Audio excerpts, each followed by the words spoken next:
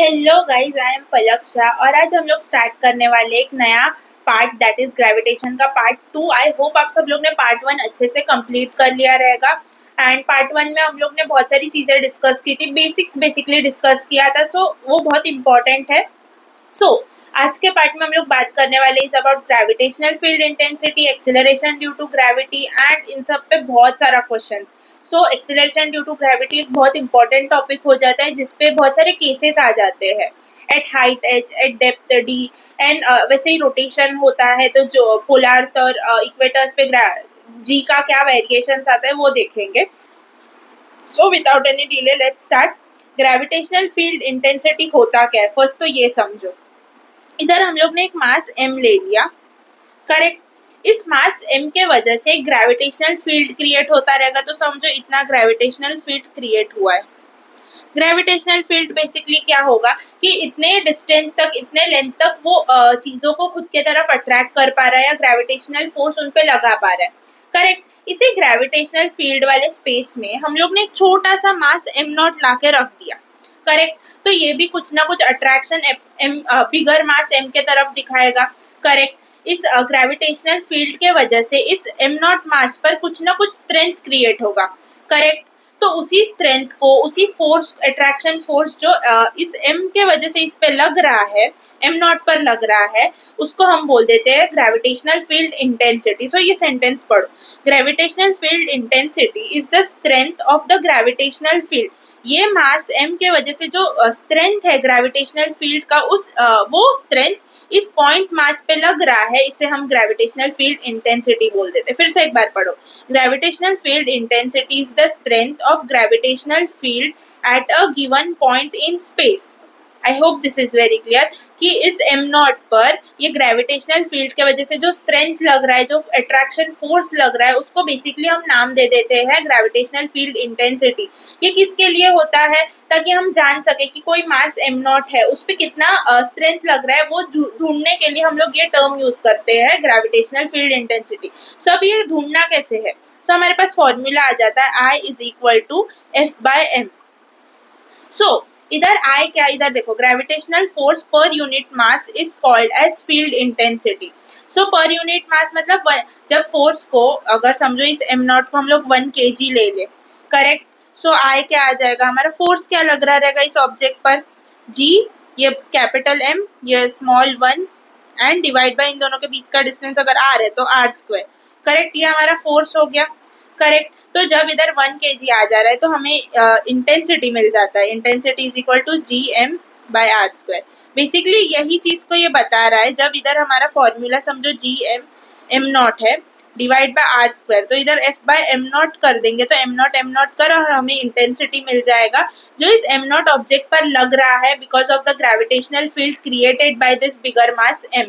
I hope this is very clear. फिर से एक बार I will explain. I know ये थोड़ा सा लोग डायरेक्ट फॉर्मूला बता देंगे आपको, इसमें जो कंसेप्ट है बेसिकली नहीं बताते, बहुत कम टीचर्स बताते। सो आई ट्राई वंस अगेन कि आपको मैं ये चीज फिर से एक्सप्लेन कर पाऊँ। सो इधर देखो, around every mass m there is a space surrounding it where some other masses is brought in. ये एक मास m है, there is a space surrounding it where some other mass, इधर कोई m not mass और लाया, correct. It will be attracted by this bigger mass m, correct. तो जिस space तक वो अट्रैक्शन हो पा रहा है उस स्पेस को हम बोल देते हैं gravitational field of mass m। सो इस मास m का ग्रेविटेशनल फील्ड क्रिएट हो जाता है, करेक्ट। सो अभी हम लोग को क्या चाहिए कि ग्रेविटेशनल फील्ड जो क्रिएट हुआ है उसमें जो छोटा मास m नॉट हम लोग ने लाया, उस पर कितना स्ट्रेंथ लग रहा है वो हमें ढूंढना है, करेक्ट। बिकॉज ऑफ इसके ग्रेविटेशनल फील्ड के वजह से, करेक्ट। तो वो किससे ढूंढ सकते हैं, ग्रेविटेशनल फील्ड इंटेंसिटी से। सो इधर बेसिकली हम लोग को सेकेंड डेफिनेशन में क्या समझा रहे, gravitational force per unit mass is called field intensity. तो यहाँ पे क्या कर दिया, m नॉट मास को 1 ले लिया, तो हम लोग डायरेक्टली फोर्स के फॉर्मूला में m नॉट का वैल्यू 1 डालेंगे तो हमें डायरेक्टली इंटेंसिटी का फॉर्मूला मिल जाता है। बट इधर अगर m नॉट का मास इज 2 kg और आपको पूछा इधर इंटेंसिटी क्या होगा, तो हमें क्या करना है, फर्स्ट तो जो फोर्स लग रहा है वो ढूंढना है, डिवाइड बाय जिस पे हमें इंटेंसिटी पूछा है उसका मास हमें डिवाइड कर देना है। ये चीज याद रखना है, इधर भी बहुत जन कंफ्यूज हो जाते हैं।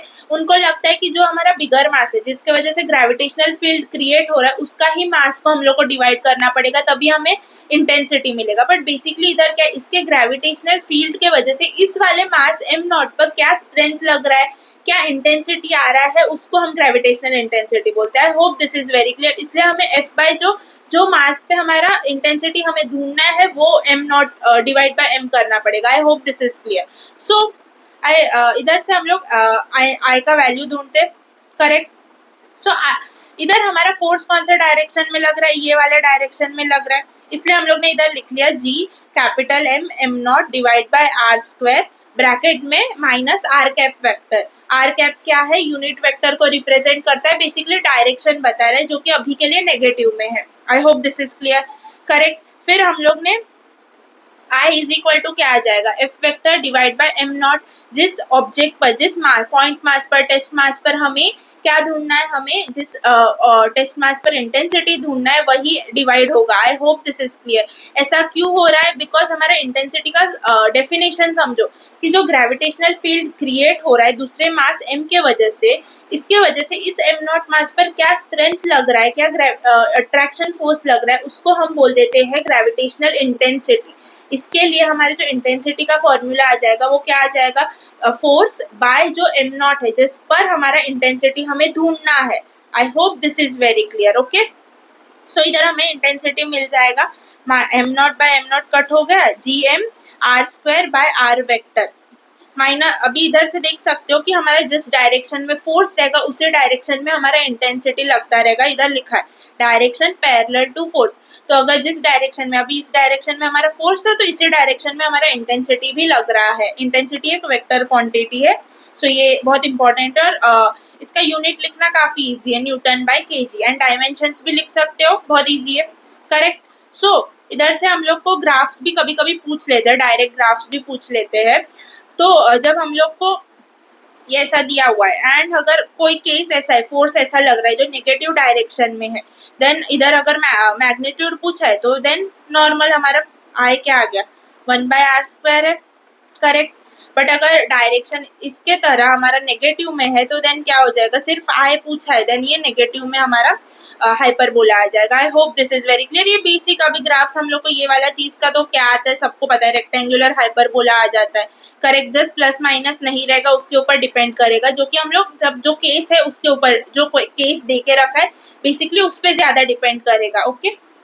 सो आई होप सबको ग्रेविटेशनल फील्ड इंटेंसिटी समझा रहेगा, because it's a very important topic. And सिर्फ फॉर्मूला सिर्फ I is equal to F by M कर दोगे तो बहुत सारे केसेस में, जैसे मेरे को एक डाउट पूछा था किसी ने लास्ट ईयर कि ये एम और एम नॉट ऐसा केस दिया है और हम बोले इंटेंसिटी ढूंढो, करेक्ट। उधर क्लियरली एक तो चीज बोला रहेगा कि किसके वजह से ग्रेविटेशनल फील्ड बन रहा है। तो अगर समझो बोला है कि दूसरा मास एम है उसके वजह से ग्रेविटेशनल फील्ड बन रहा है इतना, ग्रेविटेशनल फील्ड है तो दूसरे मास एम नॉट पर कितना इंटेंसिटी लग रहा है, ऐसा क्लियरली दे के रखा रहेगा। ऐसा नहीं है कि आपको दोनों मास दे देंगे एंड पूछेंगे इंटेंसिटी ढूंढो, ऐसा नहीं पूछते। हम लोग को क्लियरली बोलेंगे एक पॉइंट मास है इतनू सा, या टेस्ट मास नाम देंगे, या 1 kg या यूनिट मास, ऐसे नाम दे देते हैं एंड बोलते हैं कि इंटेंसिटी क्या होगा। सो हमेशा जो पॉइंट मास है, यूनिट मास है, टेस्ट मास है, उन पर ही हमें इंटेंसिटी ढूंढने बोलते हैं। तो I hope this is very clear. अभी हम लोग क्वेश्चंस करेंगे इस पे, बेसिकली डायरेक्ट फॉर्मूला पे ज्यादा क्वेश्चंस नहीं आता है, यहाँ पे ये वाले टाइप का क्वेश्चंस आता है जो हम लोग ने फोर्स वाले केसेस में भी किया था कि जब हमारा एफ नॉट 0 हो जा रहा है तो कितने डिस्टेंस तक, एक्स कितना है, तो इधर बेसिकली इंटेंसिटी जब जीरो हो जाएगा तभी कितना डिस्टेंस है वो ढूंढना रहेगा हमें, करेक्ट। तो इधर देखो, find x eight which the gravitational field intensity is 0। तो बेसिकली इधर हम लोग एक मास एम नॉट मान लेते, छोटा सा मास एम नॉट। समझो एम वाले ये वाला, ये देखो m के वजह से इधर x डिस्टेंस रहेगा तो इधर कितना हो जाएगा, r माइनस एक्स जितना, करेक्ट। सो इधर हम लोग ढूंढ सकते किधर 0 आ जाएगा, वो जिधर एफ नॉट भी 0 रहेगा, एफ नेट भी 0 रहेगा, वो इधर ही हमारा आई भी इक्वल टू 0 रहेगा, करेक्ट। तो हम लोग डायरेक्टली इस बार आई का फॉर्मूला ले सकते हैं, एफ नेट का भी फॉर्मूला लो तो कट हो जाता है ये एम नॉट वाला मास, तो कोई भी लो चलेगा।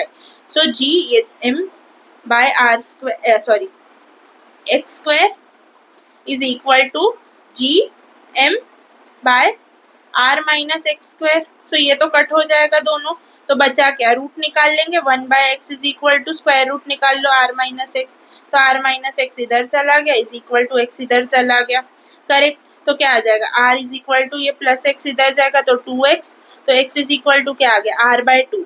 तो एग्जैक्टली हाफ डिस्टेंस पर हमारा f0 0 हो जाएगा। ये चीज हम लोग डायरेक्टली मास देख के भी बोल सकते हैं, दोनों का मास इक्वल है, इसका मतलब क्या एट मिडल पर ही हमारा एफ नेट या आई नेट दोनों 0 होगा। I hope this is very clear. आगे क्वेश्चंस करेंगे और सो ये क्वेश्चन करते हैं।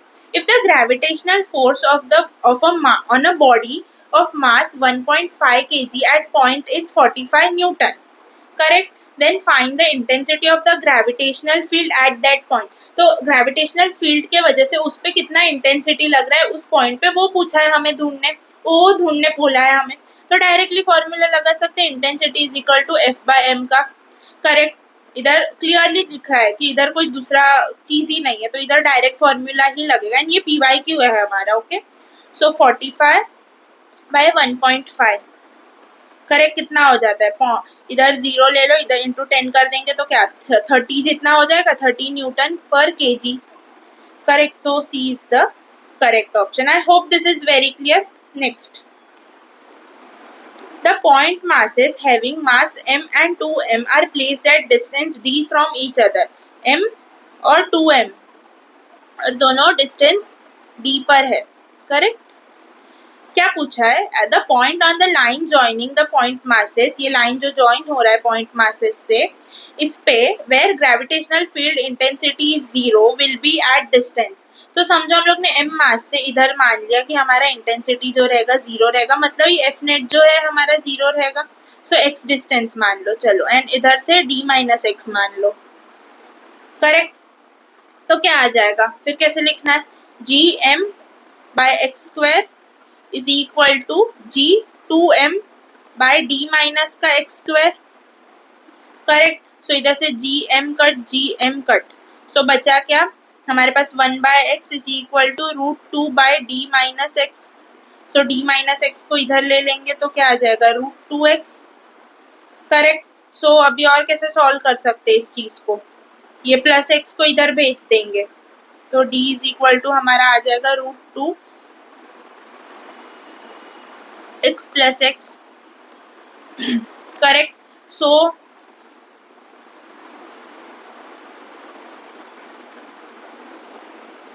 इधर से ऐसा लिख सकते हैं, d is equal to x को कॉमन ले लेंगे, √2 + 1 लिख सकते हैं। सो हमें वैल्यू मिल जाएगा d is equal to √2 + 1 is equal to x। So ये है हमारा, हाँ है d 1 + √2 from point mass m, तो x का वैल्यू डायरेक्ट यही है, पॉइंट मास m से हमारा इतना डिस्टेंस पर हमारा f0 या I0 0 रहेगा। सो c is the correct option. I hope this is very clear. ये x आप इधर भी ले सकते हो, इस डिस्टेंस को x मान सकते हो, इसको d माइनस एक्स मान सकते हो, तो आपको वैसे सॉल्व करके दोनों साइड से आंसर्स मिल सकता है। तो इधर अभी d माइनस इसको कर दिया x को, तो विल गेट इधर से वाला, इधर से हम लोग को डिस्टेंस मिल जाएगा। करेक्ट, तो I hope this is clear. Next question, अभी हम लोग के पास आ जाता है gravitational field intensity due to hollow sphere, solid sphere. So फिर से वही चीज है, बट इधर बहुत इजी हो जाएगा हमारे लिए। इस बार हम लोग को स्फीयर के वजह से कुछ ग्रेविटेशनल फील्ड बन रहा रहेगा। करेक्ट, तो वही हम लोग को इस m0 मास पर उसका इंटेंसिटी ढूंढना रहेगा। तो क्या आ जाएगा, I is equal to F/m, m0 ले लो। सो ये क्या है, gm m0 बाय ये कितना r² डिवाइड बाय m0, तो इधर से ये दोनों चला गया और हमें I का वैल्यू मिल गया gm बाय r²। सो अगर हम लोग को डायरेक्शंस भी लेना है, देन इसके वजह से इस डायरेक्शन में फोर्स लग रहा है, तो इंटेंसिटी भी इधर ही लग रहा रहेगा, तो -r वेक्टर भी लिख सकते हैं। I hope this is clear. So अभी ये देखते हैं, ऑन द सरफेस जब रहेगा तो intensity is equal to F/m0 that is gm, ये m0 है छोटा सा मास, और इसका m0 बाय r² रेडियस जितना है डिवाइड बाय m0 कट, और I कैसे लिखेंगे, इस डायरेक्शन में फोर्स लग रहा है -gm r² r unit vector. Correct, अभी इनसाइड रेडियस क्या हो जाता है हमारा, f ही 0 रहता है, इसलिए I भी 0 ही रहेगा। करेक्ट, अभी हम लोग को इधर है ना ग्राफ्स आ जाता है। सो ग्राफ्स बनाने के लिए फर्स्ट तो हम लोग को ये देखना है, दो ग्राफ है।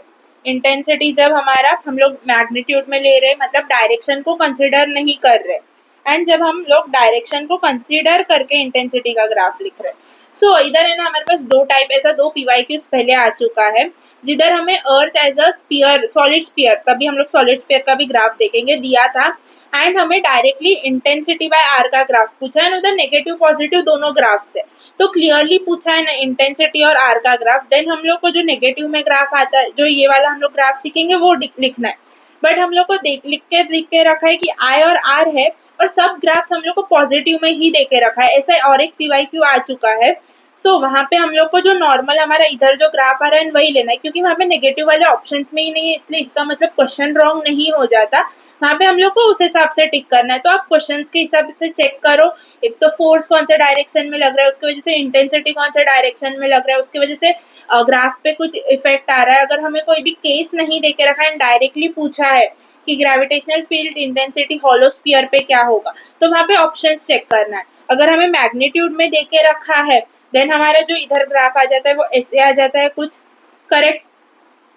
एंड अगर हम लोग को देके रखा है कि ऐसा वाले टाइप में, उसका अकॉर्डिंग टू दैट साइंस, उसके डायरेक्शंस, तो देन हम लोग का कैसे आ जाएगा ग्राफ, ऐसे आ जाता है, करेक्ट। बट अगर हम लोग को नेगेटिव पॉजिटिव कुछ नहीं देके रखा, सब ऑप्शंस पॉजिटिव में है, देन हम लोग को चेक करना है ऐसा ग्राफ किधर दिख रहा है, वो हमारा करेक्ट आंसर होगा। I hope this is very clear. Okay, so इधर हम लोग क्लियरली देख पा रहे, हमारा जब इनसाइड रहेगा, मतलब जो हमारा स्पीयर है, ये आर डिस्टेंस क्या इंडिकेट कर रहा है, ये आर इंक्रीज होता जा रहा है, तो ये इधर ये इनसाइड में है हमारा जो भी एम नॉट मास है, इसलिए इधर जीरो आ रहा है इसका इंटेंसिटी।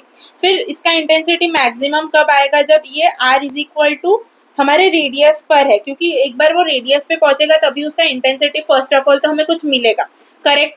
तो वो कुछ आर, जो भी ये आर रेडियस है, वो ऑफकोर्स हमारा ये आर डिस्टेंस से तो बड़ा ही है, करेक्ट। सो इसके वजह से इधर हमारा ये क्या हो जाएगा, इसलिए ये मैक्सिमम हमारा किधर रहेगा, जब हमारा जो आर है वो हमारे रेडियस के इक्वल है, एग्जैक्टली रेडियस पर हमारा जो भी एम नॉट मास रखा है, तब वहां पे हमारा मैक्सिमम इंटेंसिटी हमें मिलेगा। एंड फिर जैसे जैसे वो जो स्मॉल आर है वो इंक्रीज होता जाएगा, वैसे वैसे पैराबोला मिलता जाएगा, मतलब क्या हमारा इंटेंसिटी डिक्रीज होता जाएगा। आई hope this is very clear. फिर से समझो, इनसाइड द शेल या होलोस्फियर, स्पेरिकल शेल भी बोलते हैं, उसके अंदर हमारे पास कोई मास नहीं रहता, इसकी वजह से हमारा फोर्स नहीं आता, जिसकी वजह से हमारा इंटेंसिटी भी वहां पे नहीं रहेगा, करेक्ट। तो इनसाइड ये हमारा इंटेंसिटी क्या हो जाएगा, जीरो होगा, करेक्ट। एंड हमारा फिर इंटेंसिटी एक पॉइंट पे आके मैक्सिमम हो रहा है, वो कौन सा पॉइंट है, ये वाला पॉइंट पे। वो क्या है, जब हम लोग ने ये छोटा ऑब्जेक्ट है ना, वो इधर से इधर से इधर से इधर शिफ्ट कर दिया, करेक्ट। सो हमारा इनवर्स में आर स्क्वायर आ जाता है, तो इधर हमारा बोल सकते हैं मैक्सिमम रहेगा, क्योंकि इसके बाद जो ऑब्जेक्ट है हम लोग इतना दूर लेते जा रहे हैं, तो वो कम होता जाएगा। तो I hope this is very clear, ये ग्राफ समझा रहेगा सबको। एंड जो मैंने पहले बताया कि हमारा ये मैग्नीट्यूड में रहेगा, ये रहेगा, तभी कैसे थोड़ा सा बोल देखना है वो देखो एक बार। ओके, ये भी इधर आर इज इक्वल टू ये जो रहेगा ये डिस्टेंस, जहाँ पे हमारा मैक्सिमम इंटेंसिटी आ रहा है, करेक्ट। ये उस वो कभी रहेगा जब उसके सरफेस पर है वो ऑब्जेक्ट, जो एम नॉट मास है, पॉइंट मास है, वो उसके सरफेस पर है, तभी हमें मैक्सिमम मिलेगा। इनसाइड है तभी हमें जीरो मिलेगा, जैसे जैसे वो बाहर जाता जाएगा, दूर होता जाएगा, उसका कम होता जाएगा intensity. I hope this is very clear. फिर आ जाता है हमारे पास solid sphere, correct. So outside the sphere normally जो फॉर्मूला था हमारा, आई इज इक्वल टू क्या आ जाएगा, minus G M by are square, correct. अभी ये चीजें हम लोग, मैं फिर से नहीं लिख रही हूँ, एफ बाय एम, एफ को उसका वैल्यू लिखो, डिवाइड बाय एम नॉट करो, तो डायरेक्टली ये चीज हमें पता है, करेक्ट। इधर क्या आ जाएगा, on the surface minus G M capital R square, ये unit vector, correct. Inside radius, इधर जीरो होता है सॉलिड स्फीयर में, ऑफ कोर्स नॉट, इधर इनसाइड रेडियस कुछ ना कुछ फोर्स हमारे पास था, क्या था, G M M naught R by R cube, correct, यही था ना। सो इधर अभी क्या करेंगे, I is equal to F M naught, तो क्या आ जाएगा, जी M R by R cube, correct, minus R vector unit vector, correct. So अब इसका ग्राफ कैसे आ जाएगा, सो फर्स्ट अभी हम लोग क्लियरली देख पा रहे हैं, जब इधर हमारा I इज इक्वल टू था R0, I is proportional to R0, मतलब R पे इसका डिपेंडेंसी नहीं था क्योंकि इंटेंसिटी हमारा 0 था, करेक्ट, इनसाइड रेडियस। पर अगर इधर हमारा इनसाइड रेडियस क्या हमें दिखने को मिल रहा है, I इज प्रपोर्शनल टू हमारा R, करेक्ट। ये R क्या है बेसिकली कि सेंटर से कितना डिस्टेंस है दूसरे ऑब्जेक्ट के सेंटर तक। अभी इनसाइड ऑब्जेक्ट हम लोग ने उस मास m0 को रखा है, correct, inside the sphere, correct. तो उन दोनों के बीच में जो R डिस्टेंस है वो I के प्रोपोर्शनल है, करेक्ट। सो इधर हम लोग ग्राफ में कैसे शो करेंगे, ऐसे, प्रोपोर्शनैलिटी तो हमें ऐसे ही शो करते, ये चीज पता है हम लोग को, करेक्ट। ये inside the radius R distance कुछ है, उस पर डिपेंडेंसी रहेगा। वैसे हमारा इंटेंसिटी बढ़ता जाएगा जैसे हम लोग सेंटर से R को दूर करते, उस ऑब्जेक्ट को दूर करते जाएंगे, तो R को दूर करते करते वो सरफेस पर आ जाएगा। सरफेस पर हम लोग क्लियरली देख पा रहे हैं I is proportional to R। इधर ये क्या है, R इज इक्वल टू, इससे इक्वल है, करेक्ट। तो इधर हमारा जो मैक्सिमम आएगा ये पॉइंट पर R इज इक्वल टू ये, एंड इसके बाद हमारा आउटसाइड द स्फीयर क्या है, R स्क्वायर होता जाएगा, मतलब ये डिक्रीज होता जाएगा, करेक्ट। तो आई होप आपको ग्राफ पे डिपेंडेंसी समझ रहा है। इधर क्या I is proportional to R, ये R is equal to R, इधर I is inversely proportional to R square. I hope this is very clear, ये अच्छे से समझा रहेगा कि ग्राफ कैसे बनाना है, ओके। ग्राफ का बेसिक्स नहीं क्लियर है तो motion in a straight line पहले जाओ करके आओ, उसमें ग्राफ का 4th या 5th पार्ट है, उसमें अलग से ग्राफ सिखाया हुआ है, पहले वो देखो एंड देन इधर आना, क्योंकि ग्राफ्स बहुत इंपॉर्टेंट है। यही सेम ग्राफ हम लोग इलेक्ट्रिक फील्ड वाले चीज में देखने वाले। सो अभी ये चीजें थोड़ी रिपीट होंगी तो आपके लिए अच्छा है अगर आपको पता रहेगा तो। सो अगर इसको ऐसे बनाना है, आई दिया है और ये उसके डायरेक्शन के साथ, तो क्या आ जाएगा, फर्स्ट स्ट्रेट एंड देन ऐसे, ये क्या होगा, इधर हमारा जो ये है वो इक्वल रहेगा, ये वाले पार्ट में I is proportional to R and ये वाले पार्ट में I is inversely proportional to R square. I hope this is very clear, ये अच्छे से समझा रहेगा कि ग्राफ्स कैसे बनाना है, ओके। बहुत जन इसको डायरेक्ट रट्टा मार देते, बट रट्टा मारने में आप कंफ्यूज हो सकते हो एग्जाम में। सो इसको कैसे लिखना है, कैसे बनाना है, वही समझ लो तो वो बेटर रहेगा, ओके। सो अभी हम लोग ये क्वेश्चन करते हैं, इधर डायग्राम क्लियर नहीं रहेगा,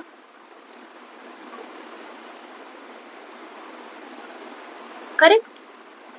A spherical shell is cut into 2 pieces along a chord as shown in the figure.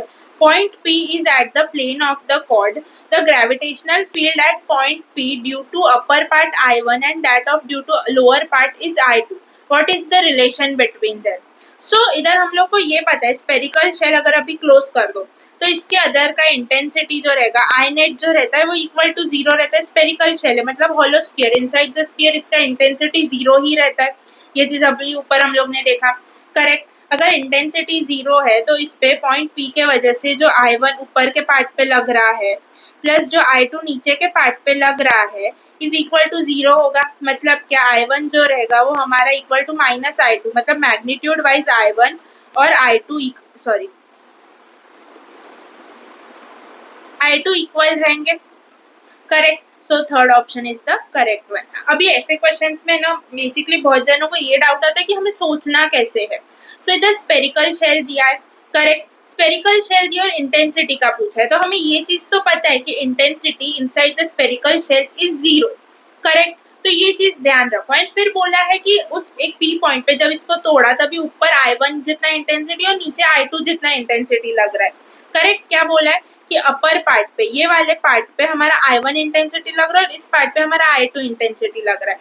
Then हम लोग को क्लिक होगा कि इधर हम लोग को दे के रखा है कि इधर स्पेरिकल शेल के मदद से, ये वर्ड से हम लोग को पता चल रहा है इनसाइड का इंटेंसिटी 0 और I1 प्लस I2 हम लोग को दे के रखा है, इससे पता चलेगा कि I1 प्लस I2 कर देंगे तो हमें I नेट मिलता है, करेक्ट। तो I नेट क्या है हमारा, इक्वल टू 0 है, तो I1 प्लस I2 इधर 0 हो जाएगा एंड फिर हम लोग अपने आप सॉल्व कर लेंगे। तो I hope this is very clear. तो ऐसे क्वेश्चंस में हम लोग को बेसिकली ऐसा थिंकिंग लगाना पड़ता है कि क्या दिया है और इससे हम लोग को क्या कंक्लूजन निकाल सकते हैं हम लोग, ओके। सो अभी हम लोग आ जाते हैं अभी हम लोग बात करते हैं about this gravitational field due to ring of mass m, correct. इधर हम लोग ने एक मास m का रिंग ले लिया, r रेडियस ले लिया एंड कुछ x डिस्टेंस पर एक छोटा सा मास रख दिया जिसपे हमें इंटेंसिटी ढूंढना है because of the gravitational field created by the ring. Correct. So ring is a 2D object और स्पीयर हमारा 3D है, तो दोनों को कंपेयर मत करना, बिकॉज वहां पे हम लोग का इनसाइड द स्पीयर कुछ मास नहीं, हॉलो स्पीयर मास नहीं होता था। यहाँ पे हम लोग का 2D ऑब्जेक्ट में सिर्फ ये इतना ही मास रहता है, इसके बीच में कोई मास नहीं रहता, इसलिए हम लोग डायरेक्टली वैसा नहीं लिख पाते थे जैसे हम लोग स्पीयर में लिख पा रहे थे। करेक्ट। सो यहाँ पे हम लोग के सिर्फ उसके साइड में जो रिंग रहता है, पता है ना कैसा दिखता है, उसके इतने पार्ट में ही मास रहेगा, और इधर हम लोग ने कुछ एक्स डिस्टेंस पे एम नॉट ले लिया समझो, तो इसके वजह से इस वाले पार्ट के वजह से इस पे कुछ लग रहा रहेगा, इधर से इस पे कुछ ग्रेविटेशनल फील्ड एक्ट हो रहा रहेगा, इधर से हो रहा रहेगा।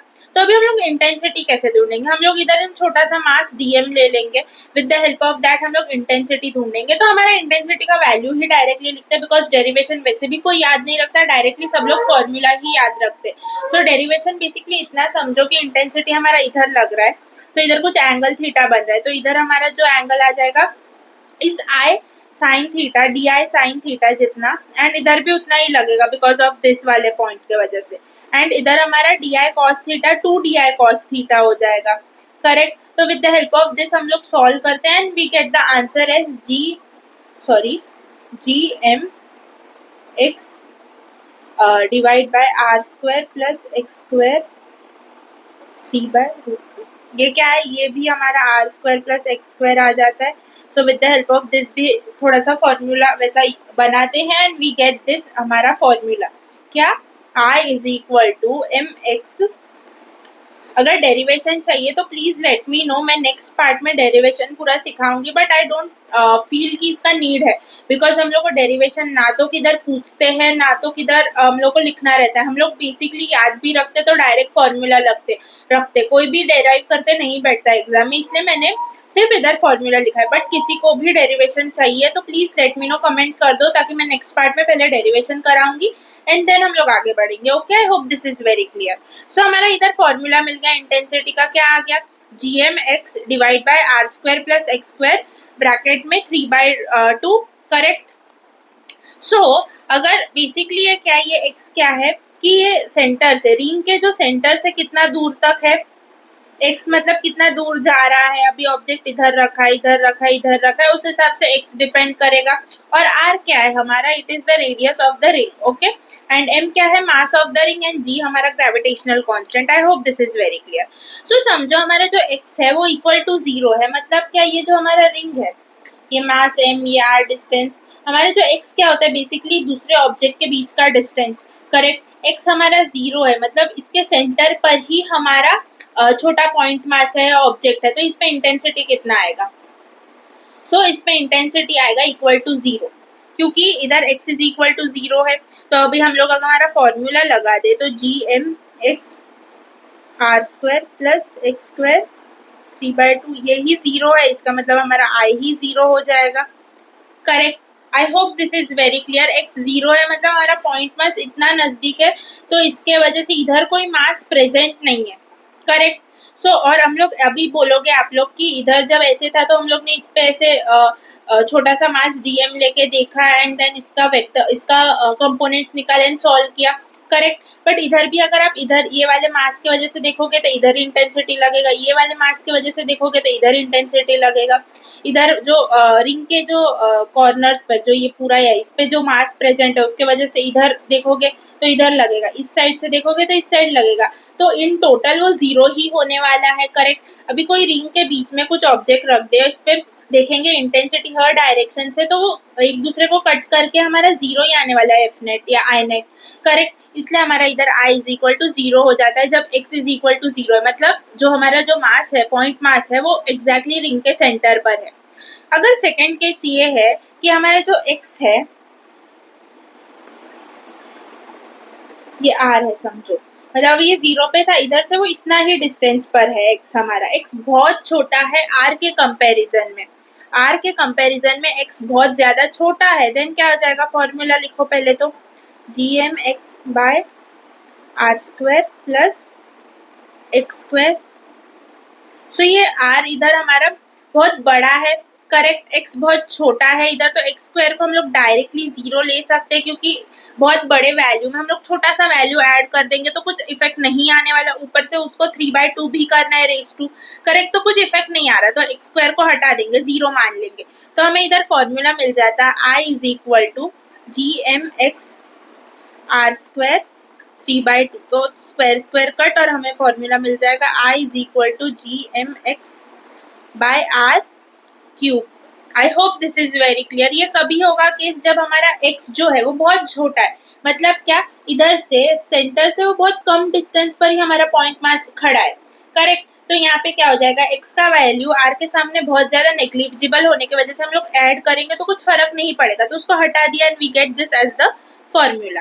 थर्ड केस क्या हो जाता है, जब हमारा x का वैल्यू बहुत ज्यादा है, मतलब इस बार x हमारा इतना दूर है, बहुत दूर है r के वैल्यू के सामने, तो इस बार हम लोग r के वैल्यू को हटा देंगे। अगर देखो अभी 1000 में आप 0.1 को ऐड करोगे तो कुछ फर्क पड़ रहा है नहीं ना, तो वही केस है, इधर x का डिस्टेंस इज 0.1 एंड r का डिस्टेंस इज 1000, तो r square plus x square में x स्क्वायर को हटा देंगे तो कोई फर्क नहीं पड़ रहा, तो वैसे ही x जब हमारा 1000 है और r हमारा उसके सामने 1 है, तो r square plus x square में r को हटा देंगे तो कोई फर्क नहीं पड़ेगा, करेक्ट, तो इधर हमारा फॉर्मूला आ जाएगा I is equal to GMX, नीचे का आर स्क्वायर गया तो हमारा इधर क्या आ जाएगा, एक्स क्यूब आ जाएगा, जिसको हम लोग लिख सकते हैं GM by X square, correct. I hope this is very clear. ये जस्ट यहाँ पे एक फॉर्मूला याद रखो, उसके बेसिस पे जो क्वेश्चन आ रहा है, मतलब क्वेश्चन में आपको क्लियरली देके रखा रहेगा, एक्स का वैल्यू देके रखा रहेगा 1 सेंटीमीटर और आर हम लोग को देके रखा रहेगा 1000 मीटर, तो वहां पे हम लोग को क्लियर है कि एक्स का वैल्यू आर के सामने बहुत कम है, तो डायरेक्टली ये फॉर्मूला यूज करना है, करेक्ट। और कभी आपको देके रखा रहेगा एक्स का वैल्यू इज 100 मीटर एंड हमें आर का वैल्यू देके रखा रहेगा 0.01 सेंटीमीटर, ऑफकोर्स 0.01 सेंटीमीटर कितना कम है, करेक्ट, तो उसके सामने 100 मीटर्स बहुत ज्यादा है, तो वहां पे हम लोग को समझ जाना चाहिए एक्स का डिस्टेंस बहुत ज्यादा है, मतलब ये वाला केस वाला फॉर्मूला लगने वाला है, करेक्ट। इधर हमें ग्राफ भी पूछते, ग्राफ कैसे पूछेंगे कि आई और एक्स के बीच में, सॉरी आई और एक्स के बीच में हमें ग्राफ पूछते हैं, जैसे सॉलिड स्फीयर होलो स्फीयर में पूछा था, तो यहाँ पे x इज इक्वल टू 0 पे क्या आ जाएगा, इंटेंसिटी ही 0 है, करेक्ट, फिर ये x इधर से 0 जिधर हो रहा है उधर से थोड़ा थोड़ा आगे बढ़ रहा है, तो क्या हमें रिलेशन मिला इधर ये वाले फॉर्मूला में, i is proportional to x वाला रिलेशन मिल गया, correct, i is proportional to x मतलब ये आ जाएगा स्ट्रेट लाइन, सही। फिर हमें क्या देखने को मिल रहा है, जैसे जैसे ये आगे जा रहा है, क्या हमारा ये x जैसे जैसे आगे जा रहा है तो क्या केस बनता जा रहा है, x बड़ा बनता जा रहा है r के कंपैरिजन में, करेक्ट, तो जब r के कंपैरिजन में वो बड़ा बनता जा रहा है तभी हम लोग को दिखता है कि i is inversely proportional to x square, तो इधर ऐसे हो जाता है हमारा, ऐसे हो जाता है, करेक्ट, तो ये मैक्सिमम कभी क्रिएट होता है जब ये हमारा r is equal to r by root 2, चाहिए तो चेक करके देख लो, sorry x is equal to r by root 2 जब हमारा रहेगा तभी सबसे मैक्सिमम हमें इंटेंसिटी देखने मिलता है फॉर रिंग, ओके। इसके पहले प्रोपोर्शनल रहता है x, जितना डिस्टेंस बढ़ता जाता है उतना उसका इंटेंसिटी बढ़ता जाता है, बट एक पॉइंट आता है जहाँ पे मैक्सिमम होगा, उसके आगे जितना x बढ़ता जाएगा उसका इंटेंसिटी कम होता जाएगा। आई hope this is very clear, okay. ये बहुत इंपॉर्टेंट है, प्लीज इसको अच्छे से समझो, नहीं समझा तो पूरा एक बार फिर से समझो। इसमें हम लोग को क्या याद रखना है, फर्स्ट तो उसका फॉर्मूला, फिर ये 3 केसेस, एंड इस 3 केसेस को हमें with the help with graph उसको कनेक्ट करना है एंड समझना है, एंड याद नेक्स्ट एक चीज याद क्या रखना है, इंटेंसिटी मैक्सिमम कभी होगा जब हमारा x is equal to r by root 2, so इसके पहले क्या होगा, x इज इक्वल टू 0 तभी तो इंटेंसिटी 0 है, फिर जैसे हम लोग आगे बढ़ते जाएंगे, r इधर x is equal to 0, x से थोड़ा थोड़ा थोड़ा थोड़ा आगे बढ़ते गए, सो एक पॉइंट आएगा तब तक मैक्सिमम पहुंचेगा, ये r बाय रूट 2 वाला डिस्टेंस है, x इज इक्वल टू, सो इधर तक हमारा इंटेंसिटी बढ़ता जाएगा, इधर मैक्सिमम इंटेंसिटी हमें मिलेगा, फिर इसके बाद ऑब्जेक्ट पॉइंट मास पीछे जाता जाएगा, तो इधर हमारा x जो है वो इनवर्सली प्रोपोर्शनल टू इंटेंसिटी हो जाएगा और इंटेंसिटी घटता जाएगा। आई hope this is very clear, I tried my best कि ये समझाओ, सो प्लीज अच्छे से समझो, नहीं समझा तो please let me no, because ये बहुत इंपॉर्टेंट टॉपिक है।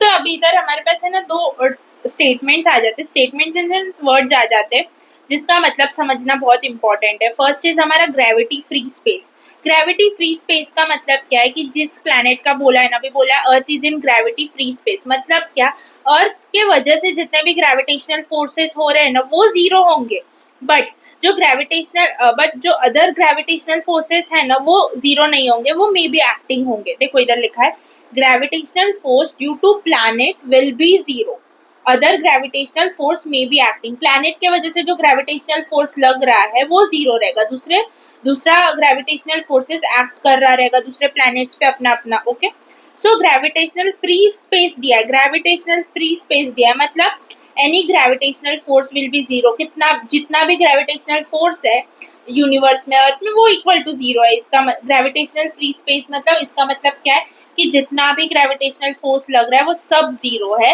बट ग्रेविटी फ्री स्पेस का मतलब क्या है कि उस ऑब्जेक्ट के वजह से या उस प्लैनेट के वजह से जो ग्रेविटी है वो फोर्स है वो जीरो है, बट दूसरा फोर्सेस उस पर एक्ट कर सकता है। Hope this is very clear. ये बहुत इंपॉर्टेंट नहीं है, जस्ट कभी कभार आपको स्टेटमेंट बेस्ड क्वेश्चन में डायरेक्टली पूछ ले तो आपको पता होना चाहिए। ओके, सो अभी हम लोग बात करते हैं about acceleration due to gravity. ये क्या होता है?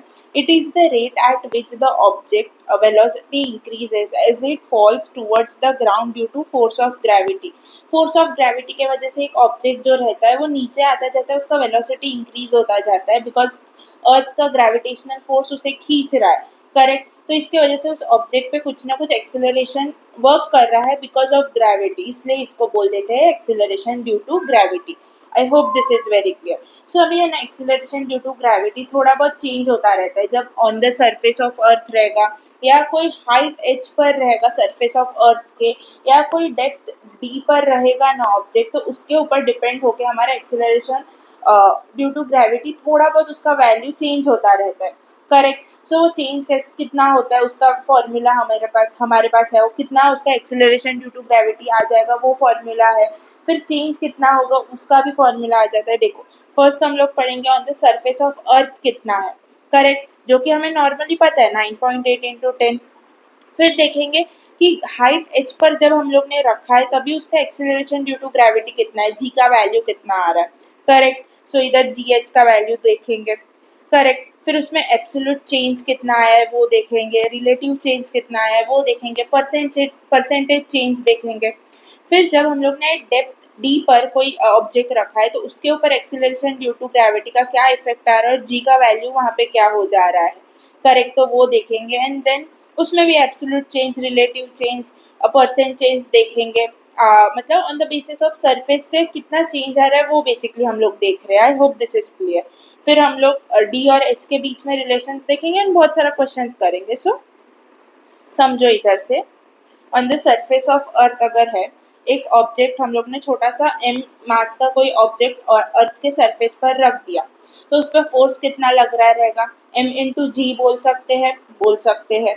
सो उसके और अर्थ के बीच में कौन ग्रेविटेशनल फोर्स लग रहा रहेगा उसे कैसे लिखेंगे, F is equal to G mass M, कौन सा अर्थ का मास छोटा एम, जो ऑब्जेक्ट का मास है जो अर्थ के सरफेस पर है, डिवाइड बाय आर स्क्वायर, वो अर्थ के सेंटर से उस छोटे मास के सेंटर तक सरफेस पर है मतलब रेडियस जितना ही डिस्टेंस होगा मतलब आर स्क्वायर हो जाएगा, करेक्ट। तो इस एम जी को और इसको हम जब इक्वेट करेंगे तो इधर से एम एम कट हो जाएगा और हमें जी का वैल्यू मिल जाता है जो है G M by are square. So इधर जी एम ये यूनिवर्सल कांस्टेंट, ये मास ऑफ अर्थ, ये रेडियस ऑफ अर्थ। सो इधर तो कोई ऐसा मास नहीं है या कोई ऐसा टर्म नहीं है जो बोल सकते हैं कि वो जो दूसरा ऑब्जेक्ट है उस पर डिपेंड कर रहा है। मतलब इधर अभी हमारे पास जो मास एम था जो सरफेस ऑफ अर्थ पे रखा था वो भी टर्म नहीं आ रहा इधर, करेक्ट। सो इधर हम लोग ऐसा बोल सकते हैं क्या, G does not depends on mass of the object. तो अभी हमें जी का वैल्यू तो पता है, अभी ये सब वैल्यूज डालेंगे तो हमें मिल जाता है आंसर इज 9.8 मीटर पर सेकेंड स्क्वायर या 10 मीटर पर सेकेंड स्क्वायर जितना अप्रोक्सीमेटली, करेक्ट। सो ये वैल्यूज तो हमें पता है, ये हम लोग डायरेक्टली कोई भी ऑब्जेक्ट रहेगा तभी हम लोग यही वैल्यू लेते, तभी हम लोग ने सोचा था क्या ये चीज़ का कि हमारे जो ये जी रहता है वो कोई भी ऑब्जेक्ट है उसके मास पर डिपेंड ही नहीं करता, वो सिर्फ अर्थ के मास पर और अर्थ के रेडियस पर ही डिपेंड करता है। अभी इधर एक आप ले लो कोई 2 kg का डंबल ले लो एंड इधर एक फेदर ले लो, ठीक है, फेदर। सो इन दोनों पे फोर्स कितना लग रहा रहेगा ड्यू टू अर्थ का, किस में ज़्यादा रहेगा? ऑफ कोर्स इसमें ड्यू टू फोर्स ज़्यादा रहेगा, ग्रेविटेशनल फोर्स इस पे ज़्यादा रहेगा, करेक्ट। बट इन दोनों में एक्सिलरेशन ड्यू टू, इस दोनों को छोड़ा तो एक्सिलरेशन ड्यू टू ग्रेविटी किसका ज़्यादा रहेगा? दोनों में इक्वल रहेगा। ऐसा क्यों? अगर इसका फोर्स ज़्यादा है तो इसका जो डिवाइड बाय हम लोग इधर m करेंगे वो भी तो ज़्यादा है। इधर इसका फोर्स कम है तो इसको डिवाइड बाय जो m करेंगे वो भी कम है, इसलिए इधर जो एक्सिलरेशन ड्यू टू 2 kg आ जाए या एक्सिलरेशन ड्यू टू फेदर आ जाए वो इक्वल ही रहेगा। आई hope this is very clear, ये कंसेप्ट अच्छे से समझा रहेगा सबको। ओके, सो इधर हम लोग g के जगह पे gm/r² है। सो m क्या होता है हमारा? Rho into V. So rho into V volume लिख सकते हैं 4/3 पाई r³, करेक्ट। तो हमें ये रिलेशन मिल जाएगा g is equal to 4/3 small g is equal to acceleration due to gravity is equal to 4/3 g हमारा density pi r, correct. So है ना, इधर से हम लोग को जब दो प्लैनेट्स या दो कोई प्लैनेट्स को कंपेयर करने के लिए आ जाता है ना, तभी ध्यान रखना है। तो अगर हम लोग को बोला है मास कांस्टेंट है, करेक्ट, अगर हमें बोला है मास कांस्टेंट है तो कौन सा फॉर्मूला यूज करना है? ऑफकोर्स ये वाला, g is equal to gm/r²। Universal constant तो हमारा कांस्टेंट ही है। अगर इसका मास भी कांस्टेंट है तो हमारा जो ये g रहेगा, एक्सिलरेशन ड्यू टू ग्रेविटी रहेगा, वो किसके प्रोपोर्शनल रहेगा? इनवर्स प्रोपोर्शन में आ जाता है r² के साथ, करेक्ट। सो जब भी हम लोग का ना, ऐसे बहुत सारे क्वेश्चंस हमारे PYQs में भी आ चुके हैं। हमें दो, ये वाला चीज़ है ना, दो प्लैनेट्स में जब कंपैरिजन करना रहेगा ना, तभी हम लोग को बोलेंगे इसका मास, इन दोनों प्लैनेट्स का मास कांस्टेंट है एंड एक प्लैनेट का radius is r and other planet का रेडियस इज 2r, तो किसका हमारा एक्सिलरेशन ड्यू टू ग्रेविटी ज़्यादा रहेगा? सो बेसिकली जिसका 2r है एक्सिलरेशन ड्यू टू ग्रेविटी, उसका कम रहे, 2r जिसका रेडियस है उसका एक्सिलरेशन ड्यू टू ग्रेविटी कम रहेगा। इट्स ऑब्वियस, क्योंकि इनवर्स प्रोपोर्शन में आ जाता है, करेक्ट। बट जब हमें बोला है कि हमारा जो डेंसिटी है वो कांस्टेंट है, देन हम लोग को फॉर्मूला यूज करना है ये वाला। हमें मास का कोई रिलेशन बोला नहीं है, इसलिए हमें डेंसिटी वाला इधर फॉर्मूला डालना है एंड देन रिलेशन लाना है। तो वहाँ पे हमारे पास रिलेशन आ जाता है g is proportional to r। So अगर बोला है कि दोनों प्लैनेट्स का डेंसिटी कांस्टेंट है और एक प्लैनेट का रेडियस r है और दूसरे का 2r है, सो इधर क्लियर है, जिसका रेडियस इज 2r उसका एक्सिलरेशन ड्यू टू ग्रेविटी ज़्यादा रहेगा। पर ऊपर वाले केस में उल्टा था, तो ये चीज़ ध्यान रखना है कि क्या कांस्टेंट देके रखा है। Okay, I hope this is very clear and ये फॉर्मूला याद रखो, कभी कभार डायरेक्ट इस फॉर्मूला पे क्वेश्चन आ जाता है। ओके, सो अभी हम लोग क्वेश्चन करते सेम जो मैंने अभी बताया, दो प्लैनेट्स के बीच में कंपैरिजन करने के लिए ये चीज़ें हम लोग को आती है। Basically two planets have same density but different radii, the acceleration due to gravity would be, density same है मतलब हमारा जो g है वो r से प्रोपोर्शनल में रहेगा। सो एक्सिलरेशन ड्यू टू ग्रेविटी किसका ज़्यादा रहेगा? जिसका प्लैनेट का साइज रेडियस बड़ा है, एंड कम किसका रहेगा? जिसका रेडियस कम है, correct. Same on both planets नहीं, greater on the planet with smaller radius नहीं, greater on the planet with larger radius, हाँ सही, C is the correct option. Depending on the distance, अब नहीं, ये भी नहीं।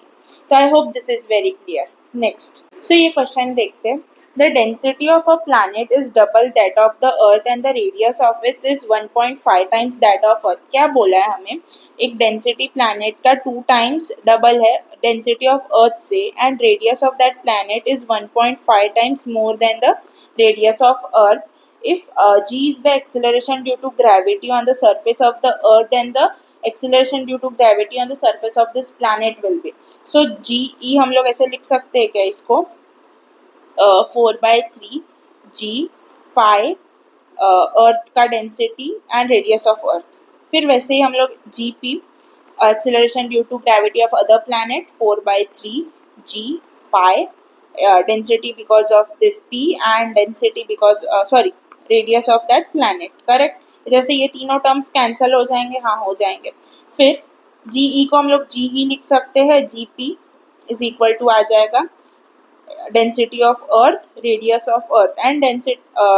इधर हम लोग को डेंसिटी ऑफ प्लैनेट का डायरेक्ट वैल्यू है क्या? 2 इंटू डेंसिटी ऑफ अर्थ, तो इधर 2 इंटू डेंसिटी ऑफ अर्थ लिखेंगे एंड इधर 1.5 इंटू डेंसिटी ऑफ अर्थ लिख देंगे।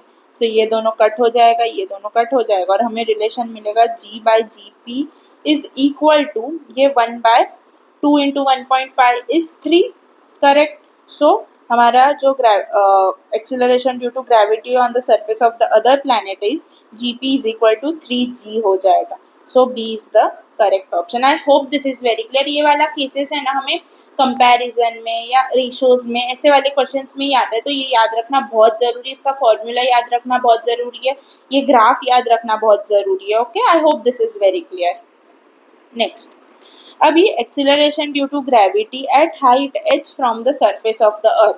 अगर सरफेस ऑफ द अर्थ से कुछ एट हाइट h हम लोग ने एक ऑब्जेक्ट रख दिया, सो देन उसके वजह से हमारा जो g है एक्सिलरेशन ड्यू टू ग्रेविटी उसका वैल्यू कितना आ जाएगा।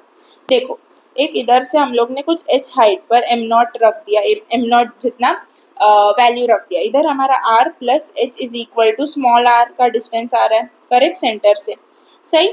सो इधर हम लोग ने f का फर्स्ट तो फॉर्मूला लिखा, क्या, g इस मास m, अर्थ का मास m नॉट इस ऑब्जेक्ट का डिवाइड बाय इन दोनों के बीच सेंटर के बीच का डिस्टेंस r स्क्वायर, करेक्ट। इस r स्क्वायर को हम लोग ऐसे लिख सकते हैं, r प्लस h का होल स्क्वायर लिख सकते हैं, करेक्ट। सो अभी हम लोग ने mg, ये m नॉट g लिखा एंड इधर m नॉट, तो ये दोनों कट हो गया और हमें gh का वैल्यू मिल गया gm by r plus h का होल स्क्वायर।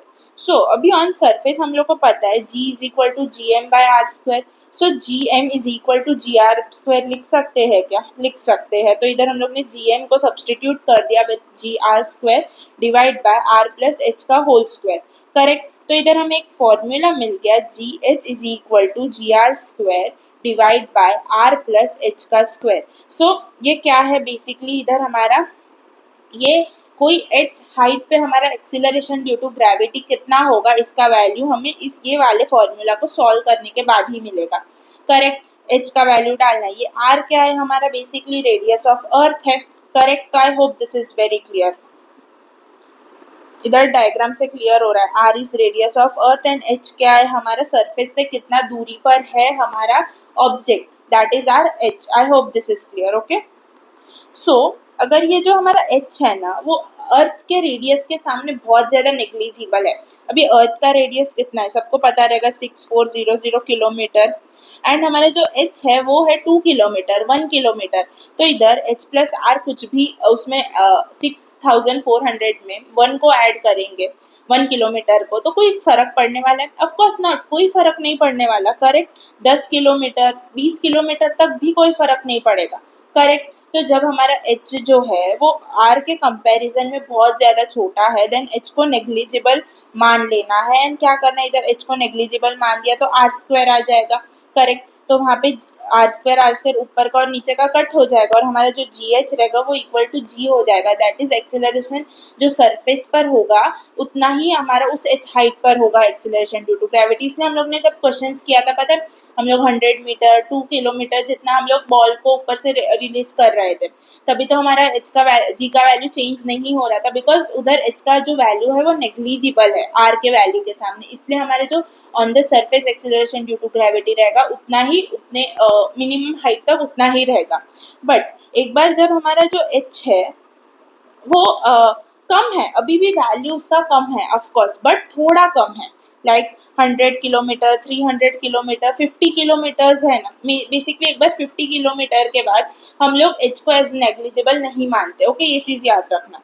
सो वहाँ पे हमारा थोड़ा सा फॉर्मूला चेंज हो जाता है, वहाँ पे हम लोग है ना इस फॉर्मूला में बाइनोमियल थ्योरम यूज करके हम लोग ये एक कंक्लूजन लाते, gh is equal to g 1 minus 2h by R. So ये फॉर्मूला याद रखना ही पड़ेगा। ये कौन से केस में यूज होगा, जब हमारा जो h है वो ना तो बहुत नेग्लिजिबल है या नेग्लिजिबल नहीं है, मतलब 50 किलोमीटर्स के अब अगर हमारा ऑब्जेक्ट है h का वैल्यू है, देन हम लोग ये वाला फॉर्मूला यूज करें, करेक्ट। एंड अगर हमारा h का वैल्यू काफ़ी ज़्यादा है, फॉर एग्जाम्पल अगर h का वैल्यू इस 5000 किलोमीटर 6000 किलोमीटर्स, देन हमें ये फॉर्मूला यूज़ नहीं करना, देन हमारा जो रेगुलर फॉर्मूला है वही यूज़ करना है। ये फॉर्मूला बेसिकली आप 500 600 800 किलोमीटर्स तक ही यूज़ कर सकते हो, उसके आगे मत करना। अगर ऐसा कोई वैल्यू आ जाए तो देन आपको ये वाला फॉर्मूला ही यूज़ करना है जो हमारा रियल फॉर्मूला है। I hope this is clear, okay. So इधर अभी हम लोग इसको थोड़ा सा रीअरेंज कर देंगे तो क्या आ जाएगा, G H is equal to G minus 2gh by R, correct. 2gh/r को इधर ले लेंगे तो क्या आ जाएगा, 2gh/r g माइनस gh। ये क्या हो गया, हमारा जो डेल्टा चेंज हमें दिख रहा है ये सरफेस पे और ये कुछ हाइट h पे, सो ये बेसिकली डेल्टा जी कितना चेंज आ रहा है वो इक्वल किसके हो जाता है 2gh/r के, करेक्ट। सो इधर से हम लोग है ना एब्सोल्यूट चेंज कितना आया है वो ढूंढ सकते हैं। एंड इधर से जी को नीचे ला दिया, इधर से ये वाले जी को इधर शिफ्ट कर दिया तो हमें रिलेटिव चेंज मिल जाएगा। एंड दोनों साइड इंटू 100 कर दिया तो परसेंटेज चेंज मिल जाएगा। आई होप अभी एब्सोल्यूट चेंज, रिलेटिव चेंज ये टर्म्स नहीं सिखाने बिकॉज ये हम लोग ने फर्स्ट चैप्टर में किए थे, तो आई होप सबको पता ही होगा। सो अभी थर्ड केस, जब हमारा acceleration due to gravity at depth d from the surface of earth, इधर से हमारा डेप्थ d पे है ऑब्जेक्ट कुछ, करेक्ट। सो फोर्स क्या लग रहा रहेगा हमें, इधर क्या है हमारा अर्थ क्या है, एक तो सॉलिड स्फीयर है तो हमारा फोर्स क्या आ जाएगा, वैल्यू हम लोग ने सीखा है g m0, जो अर्थ का मास है, r क्या हो जाएगा जो रेडियस सेंटर से उस मास m0 मास तक है वो वाला डिस्टेंस, डिवाइड बाय r³ क्या है हमारा अर्थ का रेडियस का cube. I hope this is very clear. ये फिर से एक्सप्लेन नहीं करना कैसे आया, जैसे हम लोग ने सॉलिड स्फीयर में इनसाइड जब एक मास रखा था तभी फोर्स कैसे ढूंढा था, सेम चीज इधर होगा। ये एक अर्थ एक सॉलिड स्फीयर है, इसके अंदर एक मास m0 रखा है इसके डेप्थ पर, बेसिकली वही चीज हो रहा है, करेक्ट। सो इधर से डिवाइड बाय m0 करेंगे तो हमें gd मतलब gravity acceleration due to gravity at depth d मिल जाएगा, that is gd is equal to gmr/r³, correct. ये स्मॉल r बाय r³, ये स्मॉल r क्या है, सेंटर, अर्थ के सेंटर से उस ऑब्जेक्ट के सेंटर तक का डिस्टेंस, एंड ये वाला क्या है अर्थ का रेडियस, करेक्ट। फिर इधर r का वैल्यू हम लोग ऐसे लिख सकते हैं, r is equal to r capital R minus d कर देंगे तो चलेगा, ये r माइनस d कर देंगे तो हमें ये वाले स्मॉल r का वैल्यू मिल जाएगा, करेक्ट। सो इस r के जगह पे इधर ये वैल्यू डाल दिया, सही, एंड gm के जगह पे डाल दिया gr²। सो इधर से r² में से इधर एक ही r बचेगा, करेक्ट। फिर इधर हम लोग gd is equal to g r/r minus d/r कर सकते हैं बिकॉज ये हमारे डिनोमिनेटर में तो दोनों पे लगेगा, करेक्ट। तो इधर से हमें gd is equal to g1 minus d/r ये फॉर्मूला मिल जाता है। एंड डेप्थ के लिए हर केस में यही फॉर्मूला वैलिड होगा, किसी भी केस के लिए कोई अलग नहीं होगा। जैसे हाइट में हमारा कम हाइट तक रहेगा तो सरफेस जितना ही है, थोड़ा हाइट बढ़ गया देन हमारे पास एक बाइनोमियल थ्योरम से डिराइव किया हुआ एक फॉर्मूला आ जाता है, एंड बहुत ज्यादा हाइट रहेगा देन हमारा जो बेसिक जो डिराइव करके फॉर्मूला आया था वही होगा। बट डेप्थ में हर केस में यही फॉर्मूला होगा, gd मतलब gravitational acceleration due to gravity at depth d is equal to g bracket में 1 minus d/r। I hope this is very clear. ये बहुत इंपॉर्टेंट चीज है सब, ओके। इस पे बहुत ज्यादा क्वेश्चंस आए हुए हैं नीट में। So acceleration due to gravity पूरा ये एक टॉपिक बहुत इंपॉर्टेंट है। सो इधर भी एब्सोल्यूट चेंज, रिलेटिव चेंज सब निकाल सकते हैं। सो इसको थोड़ा अरेंज कर देंगे तो हमें एब्सोल्यूट चेंज मिल जाएगा, delta G is equal to gd/r, correct. Relative change कैसे आ जाएगा, g को नीचे भेज देंगे तो delta g/g is equal to d/r, percentage के लिए इंटू 100 कर देंगे रिलेटिव चेंज के, करेक्ट। अभी हमें हमारे पास है ना सेम एक्सेलरेशन है, मतलब क्या हमारा gd इज इक्वल टू मतलब कुछ एट डेप्थ d पे जितना एक्सीलरेशन हमारा आ रहा है ड्यू टू ग्रेविटी उतना ही एक्सीलरेशन हमारा कुछ h हाइट पे आ रहा है, दोनों का वैल्यूज इक्वल है। तो इधर क्या आ जाएगा हमारा फॉर्मूला लिखो, क्या था formula, g1 minus d/r and इधर क्या था g1 minus 2h/r, correct. So इधर से g कट हो जाएगा, इधर क्या 1 माइनस dr बचेगा, इधर 1 माइनस 2h/r बचेगा, करेक्ट। ये 1 इधर चला गया समझो तो क्या जाएगा -1 प्लस 1 माइनस 1 ये कट हो जाएगा और हमें मिला क्या dr is equal to 2h/r, इधर से r कट और d इज इक्वल टू आ जाएगा 2h, करेक्ट। तो जब हमारा कोई डेप्थ d पे और कुछ हाइट h पे दोनों का एक्सेलरेशन सेम है देन वहाँ पे हमारा क्या रिलेशन बन रहा रहेगा, d is equal to 2h, मतलब d कितना रहेगा जितना हाइट है उसका इंटू 2 टाइम्स करेंगे ना तभी हमारा डेप्थ पे जितना एक्सेलरेशन होगा उतना होगा। I hope this is clear कि जब हमारा depth acceleration due to gravity at depth कुछ 10 है, correct, and acceleration due to some height is also 10, मतलब दोनों का वैल्यू सेम है, करेक्ट। तो वहाँ पे हमें ये वाला केस मिल जाता है कि जो डेप्थ रहेगा अगर 5 मीटर जितना डेप्थ है तो सेम जब हमारा एक्सेलरेशन होगा तो उसका हाइट कितना होगा 5 डिवाइड बाई 2 2.5 रहेगा हमारा height, I hope this is clear. जैसे आगे क्वेश्चंस करेंगे तो वहां पे क्लैरिटी और आ ही जाएगा। सो क्वेश्चंस देखते हैं अभी। Correct. The acceleration due to gravity becomes g/2 at a height equal to, at a height equal to कौन से हाइट पे हमारा जो एक्सेलरेशन ड्यू टू ग्रेविटी है वो g/2 हो जा रहा है। सो इधर हमारा बहुत वास्ट चेंज हमें दिख रहा है। करेक्ट। तो हमारा जो रेगुलर फॉर्मूला है वही यूज करना है। क्या है regular formula? G H is equal to G R by R plus H का स्क्वायर, जी आर स्क्वायर है इधर। करेक्ट। सो जी एच कितना था? g/2 हो गया is equal to G R square R plus H का स्क्वायर। इधर से जी जी कट हो जाएगा, R plus H is equal to √2r लिख सकते हैं। तो क्या आ जाएगा? h इज इक्वल टू आ जाएगा √2r माइनस आर। तो इसको लिख सकते हैं √2 माइनस 1/r। सो ये वाला ऑप्शन इधर प्रेजेंट ही नहीं है। तो क्या करना है? हमें दूसरा वाला फॉर्मूला यूज करना है। बट ये ग्रेविटेशनल जो हमारा एक्सेलरेशन ड्यू टू ग्रेविटी है काफी बड़ा है। जो चेंज हमें दिख रहा है वो काफी बड़ा है। तो ये चेंज कभी दिखेगा हमें? जब बहुत ज्यादा हाइट पे रहेगा ऑब्जेक्ट। करेक्ट। बहुत ज्यादा मतलब हाइट पे रहेगा तभी ऐसा चेंज देखने मिलने वाला है हमें। इधर पहले तो हमें वही यूज करना है जो हमारे क्राइटेरियाज हम लोग ने सीखे हैं।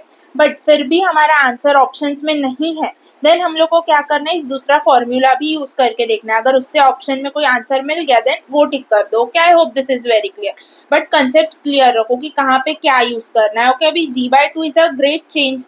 करेक्ट। हमारा नॉर्मली 10 होता है एंड g/2 मतलब 5 हो गया, मतलब 5 का चेंज प्रॉपर दिख रहा है। मतलब हमारा जो h हाइट रहेगा वो बहुत ज्यादा रहेगा, इसके वजह से इतना चेंज हमें देखने मिल रहा है। करेक्ट। इसलिए हम लोग ने नॉर्मल फॉर्मूला से ही किया, बट इसमें ऑप्शंस नहीं प्रेजेंट है। करेक्ट। तो वहां पे हमें दूसरा वाला फॉर्मूला भी लगाना है एंड चेक करना है उसके वे से ऑप्शंस है तो देन करेक्ट टिक करो। Okay, I hope this is very clear. Concept clear रखो कि जहाँ यहाँ पे क्या लगाना है। ओके, ऐसा नहीं है, कभी कभी आपको ट्रिक करने के लिए भी ये चीज कर देते हैं, बट मोस्टली ऐसा कंफ्यूजन वाले क्वेश्चंस नहीं आएंगे नीट में। सो डोंट वरी, इतना स्ट्रेस मत लो। नॉर्मली दोनों अगर ऐसा कंफ्यूजन हुआ तो देन मैंने बताया कैसे करना है, तो वो सॉल्व कर लेना। सो इधर क्या आ जाएगा? दूसरा फॉर्मूला यूज करके देखते हैं। G H is equal to g1 minus 2h/r। Correct. ये g/2 है तो 1/2 इज इक्वल टू हो जाएगा 1 minus 2h/r। Correct. Minus 2h को इधर भेज दो तो ये 1 माइनस हाफ हो जाएगा तो हाफ बचेगा। करेक्ट। सो इधर हमारा आ जाएगा 4h is equal to r, मतलब h इज इक्वल टू क्या आ जाएगा? r/4 आ जाएगा। So b is the correct option. I hope this is very clear. r/4 क्या हो जाता है? 1600 किलोमीटर जितना। So it's a big change. Okay, but still इधर ये फॉर्मूला यूज करके किया है देन इट्स ओके। आपको ऑप्शंस एक बार चेक कर लो, अगर ऐसे से आ रहा है तो ये वाला करो, अगर नहीं है ये वाला ऑप्शन फर्स्ट हमेशा यही करना पड़ेगा बिकॉज g/2 इज अ बहुत बड़ा चेंज है इधर। ओके, सो आई होप ये चीज क्लियर है सबको। सो ये क्वेश्चन देखते हैं। The height eight which the body the weight of the body becomes 1/6 its weight on the surface of earth is correct। तो हाइट क्या होगा? पहले तो हमें वेट क्या होता है? mg होता है। सो m तो कांस्टेंट होता है, g के वजह से वेट चेंज होता रहता है। तो हमारा ऐसे लिख सकते हैं g at some height is equal to g at earth by 16। Correct. तो वही चीज इधर वेट के टर्म्स में दिया है, बेसिकली ये चीज बोल रहा है वो। सो इधर हम लोग का नॉर्मल वाला फॉर्मूला यूज करेंगे। तो ge/16 is equal to gr square by r plus h का whole square. Correct. So g cut हम लोग स्क्वायर रूट निकाल के 1/4 is equal to r square, sorry square हट जाएगा, divide by r plus h. So r plus h को इधर भेज दो इज इक्वल टू आ जाएगा 4r। सो ये r को इधर डाल देंगे तो h इज इक्वल टू आ जाएगा 3r। So a is the correct option. I hope this is clear. Next, the mass of a body is measured to be 12 kg on earth. If it is taken to the moon, its mass will be. So, हमारा इधर on earth इसका mass is 12 kg, but जब इसको moon पे लेके जा रहे हैं तो इसका मास क्या होगा? सो हम लोग को मास है ना, देखो वेट जो है वो is equal to m into G होता है। करेक्ट। सो मास जो है ना सब जगह सेम ही रहेगा, जो चेंज होता रहता है वो वेट है। वेट क्यों चेंज होता है? बिकॉज हर जगह का ग्रेविटेशनल फोर्स चेंज होता रहता है, gravitational acceleration due to gravity change होता रहता है, इसके वजह से। सो मास हर जगह सेम ही रहेगा। ये चीज हम लोग ने स्कूल में भी पढ़ी थी, बट इसका बेसिक कंसेप्ट हम लोग नहीं समझते थे तभी भी, सो अभी भी बहुत जन नहीं समझते। वेट इज क्या, m इंटू जी। तो m जो है वो कांस्टेंट ही है, जो वेट में चेंज आता रहता है वो due to acceleration due to gravity हर प्लेस का अलग होता है इसके वजह से। सो if it is taken to the moon, its mass will be 12 kg he. Okay, I hope this is clear. The density of a newly discovered planet is twice that of the Earth. The acceleration due to gravity at the surface of the planet is equal to that of the surface on the Earth. So, उस planet का acceleration due to gravity same है।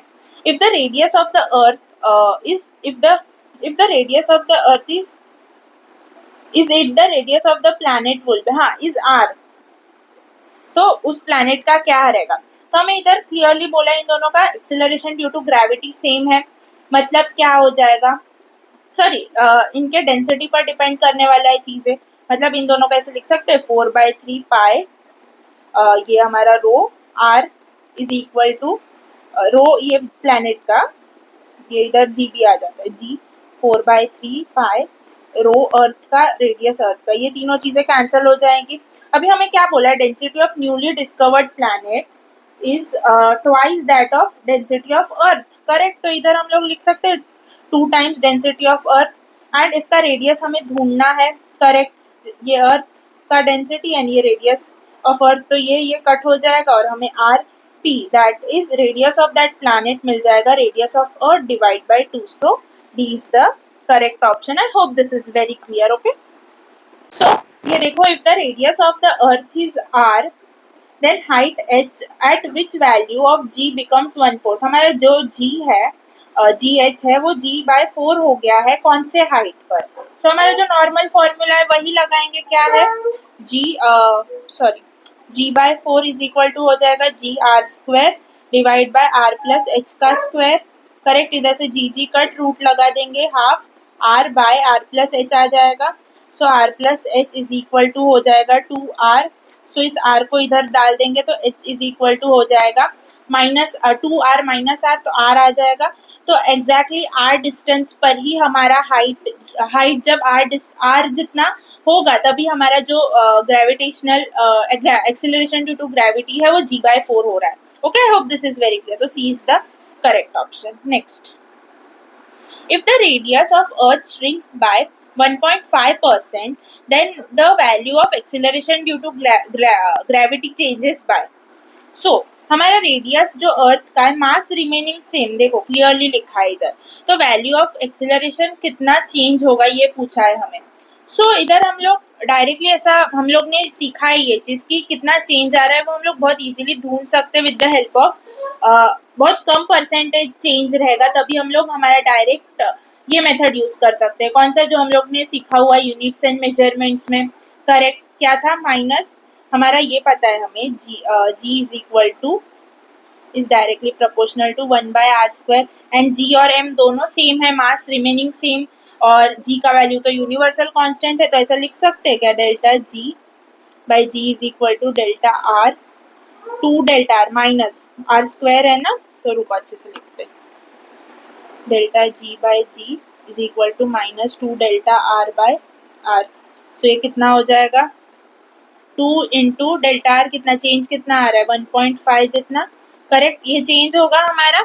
सो ये हो जाएगा 3% जितना, the value of acceleration due to gravity changes by 3% जितना। So C is the correct option. I hope this is very clear. तो अभी एक क्वेश्चन देखते हैं। Body weighs 144 newton at the surface of the earth when it is taken to height of h is equal to 3r, where r is the radius of earth, it would weigh. तो क्या पूछ रहे, h is equal to 3r height पे इसका wait क्या होगा ये पूछ रहे बेसिकली। सो हमारा फॉर्मूला क्या, इधर हमारा नॉर्मल वाला ही फॉर्मूला यूज करना पड़ेगा, because h is equal to 3r है, मतलब काफी बड़ा है हमारा h in comparison to radius. Radius कितना है, r जितना, h कितना है 3r जितना। सो हमें जो नॉर्मल फॉर्मूला है वही लेना है। ओके, इधर सो ये g H is equal to हो जाएगा g due to normal surface के वजह से r² divide by r plus h का square.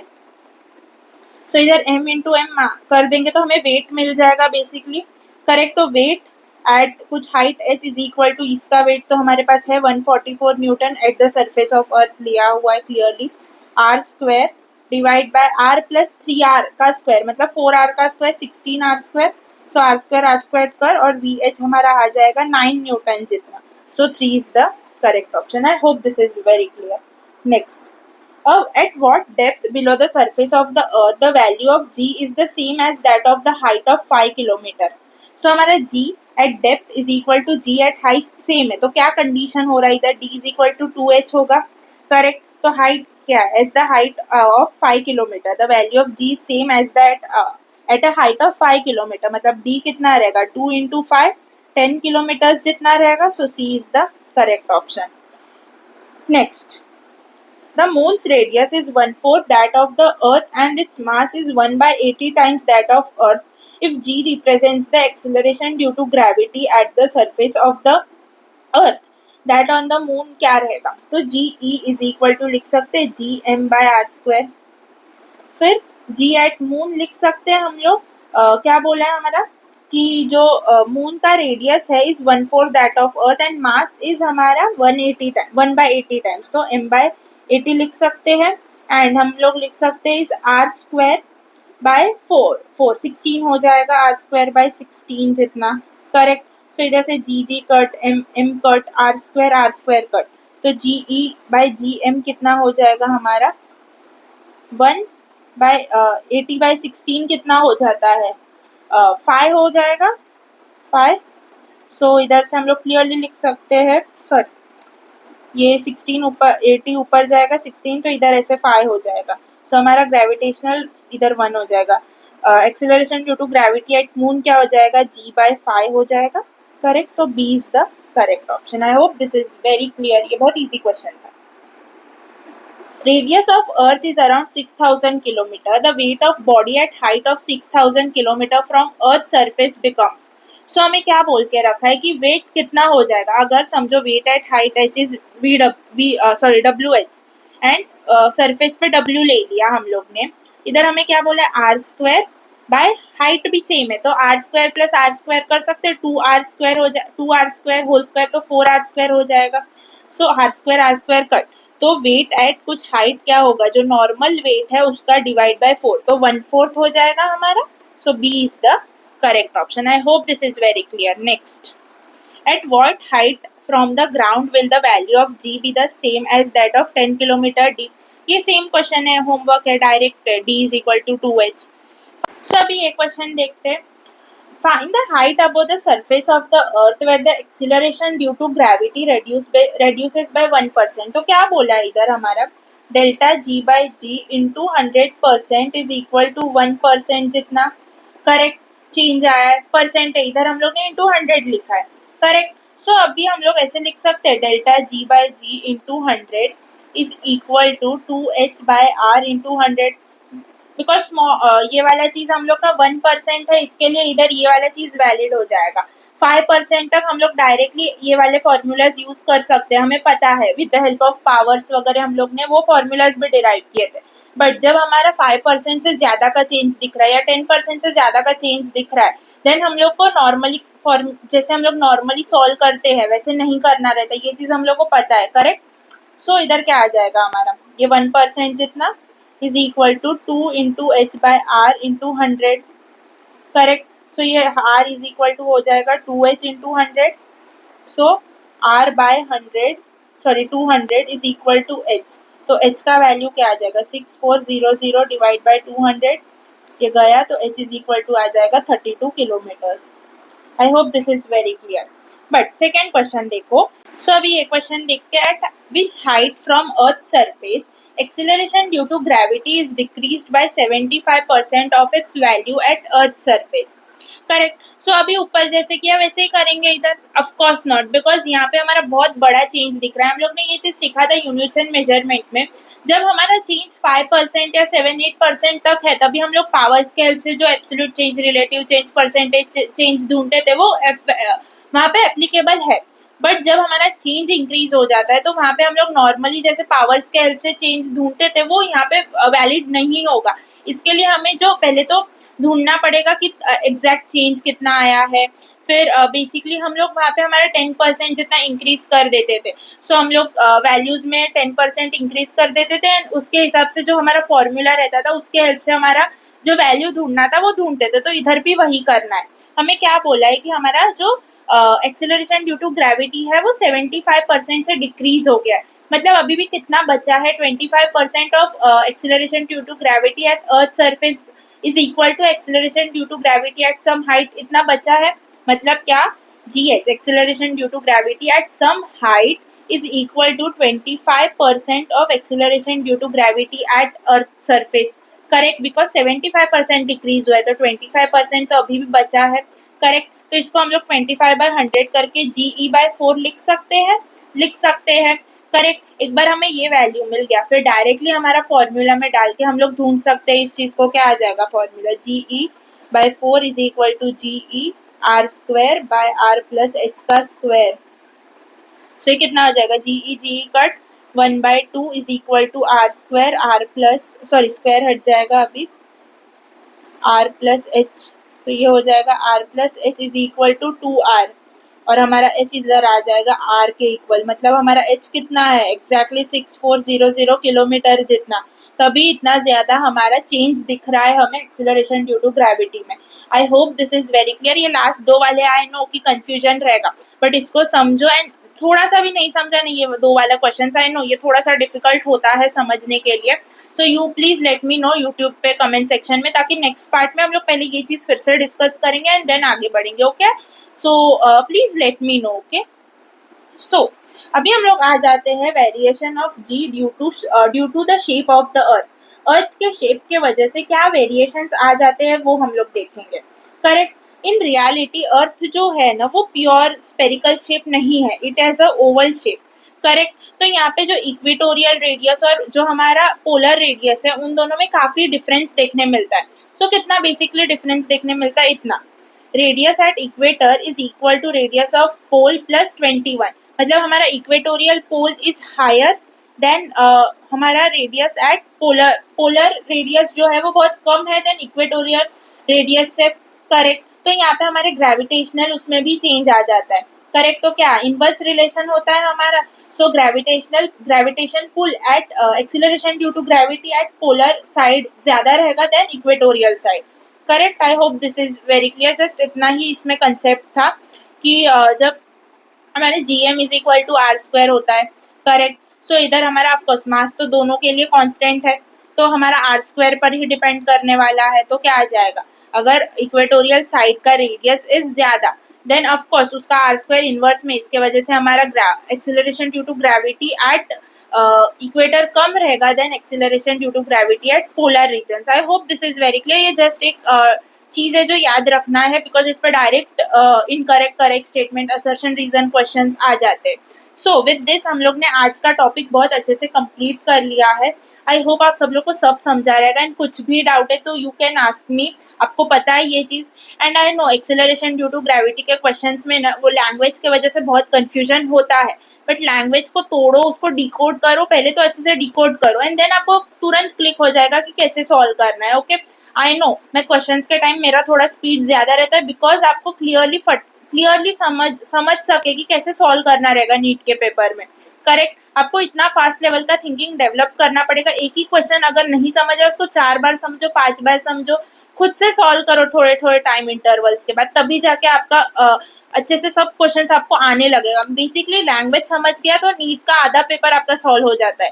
Language is the key इधर, क्योंकि लैंग्वेज अभी आप लोग ने देखा रहेगा काफी क्वेश्चंस में, क्या हमें ये वाला एक क्वेश्चन था इधर 144 N eight the surface of earth, इधर वेट दे के रखा था। सो हमें ये पता होना चाहिए वेट क्या होता है, mg होता है, इधर m कांस्टेंट रहता है, g के वजह से चेंज होता है, तो हम लोग डायरेक्टली g ऐसे लिख सकते, वैसे सॉल्व किया। और किधर तो क्वेश्चंस हम लोग का इधर देखो, इधर भी अच्छा खासा लैंग्वेज में ही खेलते हैं नीट वाले लोग। सो आपको लैंग्वेज अच्छे से समझ रहा है क्वेश्चन का, देन आप बहुत इजीली क्वेश्चन सॉल्व कर दोगे। सो लैंग्वेज समझने के लिए एक एक लाइन पढ़ो, उसको अच्छे से डिकोड करते लिखते जाओ एंड देन उसका आपको तुरंत फॉर्मूला समझ जाएगा कि ये चीजें दे के रखिए, ये फॉर्मूला होगा। So I hope this is very clear. And कुछ भी चाहिए, गाइडेंस चाहिए, कुछ भी चाहिए, प्लीज लेट मी नो। मैं ट्राई करूंगी कि आई विल प्रोवाइड दैट, जो भी क्वेश्चंस चाहिए या कुछ भी आपको नहीं समझा तो please let me know, okay. So till then bye bye, will meet you in the next part. Next part में हम लोग ग्रेविटेशनल पोटेंशियल एनर्जी और Kepler's law, escape velocity and last orbital velocity complete करेंगे mostly ये chapter को, possible हुआ तो, वरना और एक पार्ट हो जाएगा। बट हम लोग का क्वेश्चन ज्यादा करना वो मेन फोकस रहता है, इसलिए पार्ट्स कितना भी हो it's okay. So will meet you in the next part, till then bye bye.